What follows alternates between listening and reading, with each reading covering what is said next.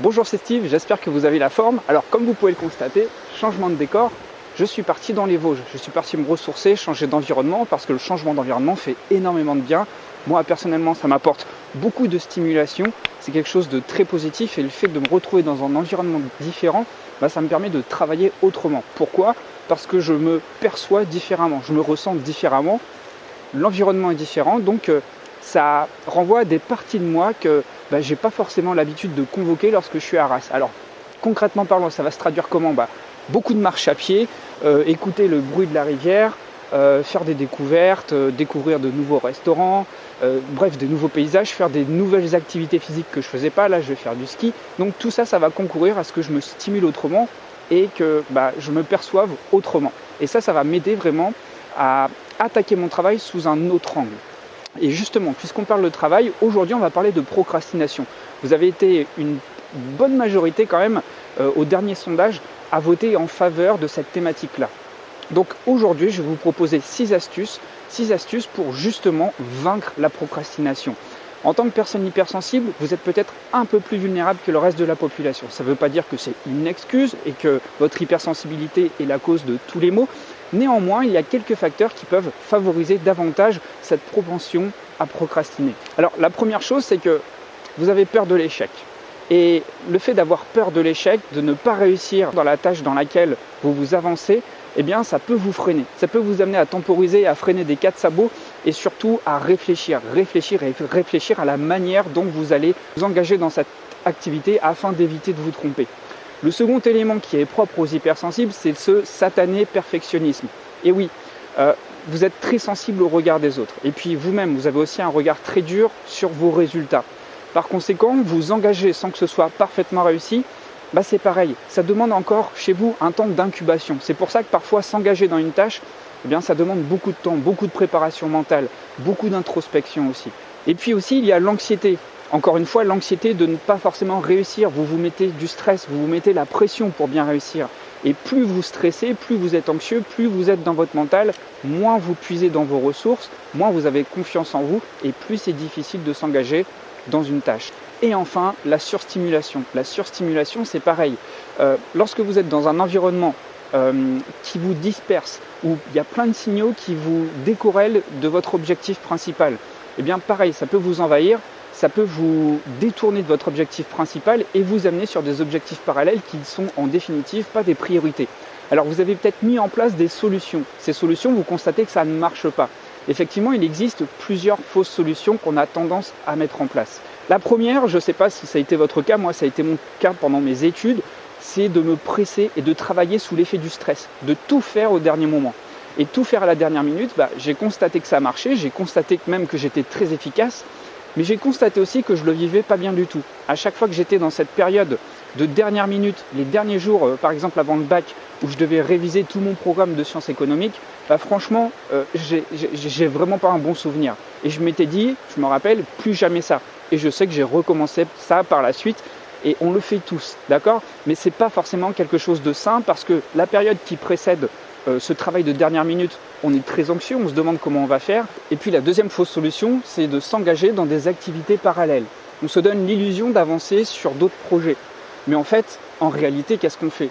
On ne fait que repousser l'échéance. Et malgré tout, quand bien même on s'aventure dans d'autres activités parallèles, je me fais agresser par une branche, quand on s'engage dans d'autres activités parallèles, on constate qu'on est malgré tout préoccupé. On ne le fait pas sereinement parce qu'on a toujours derrière la tête ce truc qu'on n'a toujours pas fait. Alors simplement, je vous prie de m'excuser si vous voyez que l'image a un petit peu changé. Mon appareil est tombé en rate de batterie. Du coup, là, je suis sur mon téléphone, donc ça a un petit peu changé le cadre. Donc je ne sais pas si je regarde bien en face, mais en tout cas, voilà. Alors maintenant, je vais vous donner des astuces que vous allez même pouvoir télécharger. C'est dans le premier lien de la description de la vidéo. À la fin de la vidéo, vous pourrez télécharger un PDF qui va récapituler toutes ces astuces. Donc si vous voulez prendre des notes, pas la peine, tout est là. Donc la première astuce, c'est de définir des objectifs réalisables. Pourquoi c'est important ? Parce que si vous n'inscrivez pas dans votre programme des objectifs réalisables et mesurables, vous allez vous sentir submergé. Vous allez avoir l'impression que vous allez avoir une montagne à gravir. Donc il est important tous les jours de savoir ce que vous avez à faire. et d'y aller petit à petit. Et surtout, de mettre en place des objectifs raisonnables. Parce que c'est facile, c'est séduisant de se programmer des objectifs de rêve, des objectifs grandioses. Mais l'objectif, c'est de les réaliser. L'objectif, ce n'est pas de se raconter des histoires. Donc retenez bien qu'il est important d'y aller petit à petit. Et c'est l'enchaînement de multiples objectifs qui vont faire en sorte que vous allez pouvoir, au bout d'un moment, atteindre un gros objectif, un objectif de rêve. Mais n'oubliez pas de réaliser des choses qui sont faciles à faire. Il faut y aller petit à petit. Et j'en viens à la deuxième astuce, c'est de créer un plan d'action. Justement, lorsque vous avez un gros projet, un projet qui implique beaucoup de tâches, par exemple réviser le bac ou même créer son entreprise, vous allez avoir plusieurs casquettes, vous allez avoir de multiples tâches à mettre en place. Il est donc important de décomposer les tâches en étapes et d'y aller étape par étape. L'objectif ici, encore une fois, c'est de ne pas être au pied de la montagne et de se dire « Waouh, j'ai tout ça à grimper ». Non, c'est de définir les étapes qui vont vous permettre progressivement d'aller au sommet de la montagne. Si je dois vous prendre mon exemple dans mon aventure entrepreneuriale, si j'avais visualisé l'objectif final dès le début sur ma chaîne YouTube, c'est-à-dire faire plus de 200 vidéos, avoir plus de 30 000 abonnés, dès le début, c'est impossible, c'est irréalisable. Donc, je m'étais dit, au bout de quelques mois, je me définis 1000 abonnés, ensuite 3000 abonnés, ensuite 5000 abonnés, ensuite 10 000 abonnés. Mais j'y vais petit à petit. Ensuite, la troisième astuce, c'est de vous offrir un système de récompense. Il est très important de corréler chaque nouvelle habitude, chaque action qui demande un effort de votre part à une satisfaction. Quelque part, il faut se créer des carottes, d'accord ? Une carotte pour se faire avancer. Donc, pas besoin de se créer des kiffs énormes, mais ça peut simplement être de petites récompenses, d'accord ? Donc moi, par exemple, j'accorde de l'importance à profiter de mes week-ends. Donc, le vendredi soir, je fais en sorte que tout soit bouclé. Et tant que tout n'est pas bouclé, je ne termine pas. Je fais tout pour que tout soit prêt le vendredi soir. Après, il y a des exceptions, il y a des week-ends où je travaille, mais une fois que mon travail est terminé le vendredi soir, après je sais que dans la soirée, je peux profiter, je peux me relâcher. Mais au quotidien, c'est pareil. À l'échelle d'une journée, je me crée aussi des carottes. Donc une fois que je vais avoir tourné la vidéo, je vais faire une petite rando et je sais que je vais avoir l'esprit libre. Je vais avoir l'esprit libre, même si j'ai encore du montage à faire, mais je sais que j'ai fait le plus dur déjà. Donc demandez-vous dans votre quotidien comment vous pourriez mettre en place un système de récompense à chaque fois que vous faites une action importante, une action corrélée à vos priorités. Ça peut aller être boire un café avec quelqu'un en terrasse, ça peut être sortir voir un film au cinéma, ça peut être vous accorder un temps pour vous faire un chocolat chaud, vous lire un livre, vous lire une BD, bref, manger une sucrerie, faire un truc qui vous fasse plaisir. La quatrième astuce, c'est de vous fixer des deadlines. Vous fixer des deadlines, ça va vous permettre de ne pas vous disperser. Parce que tant qu'il n'y a pas le cadre, tant qu'il n'y a pas des échéances, ça va être très compliqué de concentrer ses efforts sur une courte durée. Et c'est bien le programme de la procrastination, c'est qu'on aime faire durer le plaisir. Et ici, l'idée de mettre un cadre, c'est de se dire, ok, je fais tout pour réaliser ce travail avant cette date-là, avant cette heure-là. Et moi, je me mets des chronos comme ça. Par exemple, quand je fais un script, je mets un chrono d'1 heure et je sais qu'au bout d'1 heure, ça doit être terminé. Et je sais que si je ne respecte pas ce timing, ça va dérégler toute ma journée. Ça va repousser tout ce que j'ai à faire. Et lorsque je repousse tout ce que j'ai à faire, ce n'est pas sur mon travail que je prends du temps, c'est sur mes temps de récompense justement que je grignote du temps.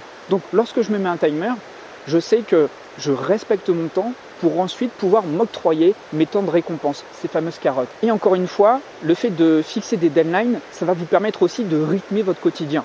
Moi par exemple, je sais que le matin, je suis plutôt créatif, je suis plutôt productif. En ce moment, je ne dis pas que c'est tout le temps, mais j'en profite. Et de fait, le matin, toutes mes tâches sont consacrées à la création. Après, l'après-midi, mon énergie baisse, donc là, ça va être des travaux beaucoup plus mécaniques, tels que le montage ou la création de vignettes. Donc, voyez en fonction de vos ressources, voyez en fonction de vos disponibilités, de votre motivation, à quel moment de la journée vous êtes le plus performant. Ça va vous permettre aussi de mettre ces plages de travail dans les moments de la journée où vous êtes aussi le plus performant. Cinquième astuce, la gestion du stress. C'est super important. Comment voulez-vous travailler efficacement si vous n'êtes pas serein à l'intérieur? Il y a plein de techniques de relaxation pour se déstresser.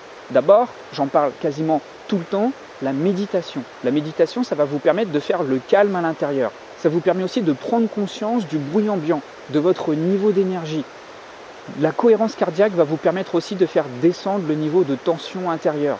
Je vous conseille vraiment, à chaque fois que vous vous lancez dans une nouvelle tâche, de faire juste 5 minutes de cohérence cardiaque. Simplement 5 minutes de cohérence cardiaque, vous allez voir que ça va vous aider et que vous allez être beaucoup plus focus. Après, il y a plein d'autres trucs, mais super simple, on n'y pense pas. La marche, juste aller changer d'air, changer d'environnement, marcher, aller écouter l'eau, aller dans un parc, aller dans la nature, aller dans la forêt, ça va vous faire du bien. Tout sport va vous aider de toute façon à lâcher prise et à faire circuler l'énergie qui est dans votre mental, à bien équilibrer toute votre énergie dans tout votre corps. Vous allez être en pleine possession de vos moyens. Si toute votre énergie est là, vous allez être en pleine ébullition. Vous allez vous poser 1000 questions, vous allez vous emmêler les pinceaux. Donc, mieux vaut prendre du temps pour son corps, pour être présent à soi, pour s'enraciner, afin d'avoir la pensée claire, d'avoir la pensée juste. Ne pensez pas que trop penser, c'est une preuve d'efficacité. Au contraire, vous le constatez peut-être, lorsque vous vous engagez dans une activité et que vous avez 1000 pensées à la seconde qui arrivent, moi j'appelle pas ça de l'efficacité, c'est plutôt de l'encombrement. Et la 6e astuce, c'est de demander de l'aide. Au début, lorsqu'il a fallu que je change de mode de travail, lorsque je suis passé d'enseignant à entrepreneur, cette nouvelle manière de travailler n'était pas innée. Évidemment, ça s'apprend. Maintenant, c'est devenu automatique. Mais au tout début, j'ai fréquenté beaucoup d'entrepreneurs. Je passais beaucoup de temps avec eux pour travailler, pas pour papoter, mais vraiment pour travailler, pour me mettre au travail, pour me mettre dans le flow. Et vous savez quoi? Lorsque on est en compagnie de l'énergie d'une personne qui sait se mettre au travail, qui est dans le flow, il y a quelque chose qui motive. On profite de son énergie. Quelque part, lorsque l'énergie me manquait, lorsque je devais faire beaucoup de choses à la fois dans une même journée et des choses différentes, être en présence d'une personne qui est très proactive, on bénéficie de ce mouvement-là, on bénéficie de cette énergie-là et ça nous incite à rester focus. Alors voilà, j'espère que ces 6 conseils vont pouvoir vous apporter de l'aide dans votre quotidien. Juste une précision, ne restez pas dans votre tête. Téléchargez ces 6 conseils, lisez-les et appliquez-les le plus vite possible. Et il n'y a rien de sorcier, je vous assure que c'est facile à mettre en place. Ensuite, vous allez vous observer une fois que vous allez appliquer ces conseils. Vous allez vous observer, vous allez voir les changements et vous allez capitaliser sur ce qui marche. D'accord? Parmi ces 6 conseils, peut-être que tous vont marcher, peut-être qu'il y en a certains qui vont plus marcher que d'autres. Privilégiez ceux qui marchent bien et répétez tous les jours. Et vous allez voir que vous allez ancrer ces mécanismes et que ça ne va plus être douloureux de se mettre au travail, mais ça va simplement devenir un geste automatique qui ne va plus du tout demander d'effort mental. Alors voilà, je vous remercie beaucoup d'avoir suivi ces vidéos. N'oubliez pas de télécharger la fiche. Et puis vos retours m'intéressent dans les commentaires. Ça va m'aider à créer le contenu dans les prochaines vidéos. Je vous remercie, je vous dis à très vite et à bientôt pour la prochaine vidéo. Ciao, ciao.